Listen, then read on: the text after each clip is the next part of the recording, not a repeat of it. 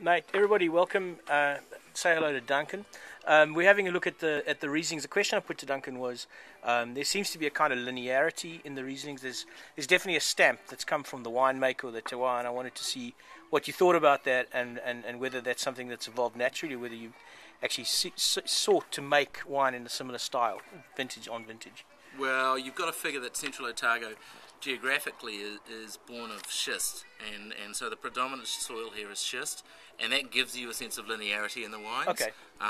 Every time that defines it. It's really linear as opposed to rounded and full. Yeah.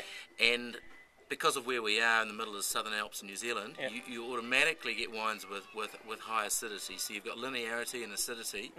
And so for us, that's the one defining feature. You get precision in them, and because of all that, you need a sense of balance. Right. And so you need fruit weight, and back in the old day, the old nun, she would have had nothing but sweetness. There she is. Yeah. Who would have thought that She's after done all these years she was still considered sweet? You would think she'd be dry by now, wouldn't you? You'd want to hope so. Oh, absolutely. So we balance a little bit of sweetness, acidity, finishes dry. Yeah. Should be refreshing. Should be really tight.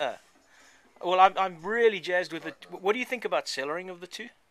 Especially the 8, because that for me is giving me so much fantastic fruit. We're looking at sort of, our history says, 4 or 5 years. Yep. But 4 or 5 years ago, we certainly weren't making wines as good as we are now. Yeah. So, brilliant. 7, 8, 9. I mean, it's a bit of a guess. Yeah. But at the moment, we know that from historically, we've got sort of 4 or 5 years of age. Well, we'll certainly be buying some and laying it down. We're probably drinking a hell of a lot of it sooner too.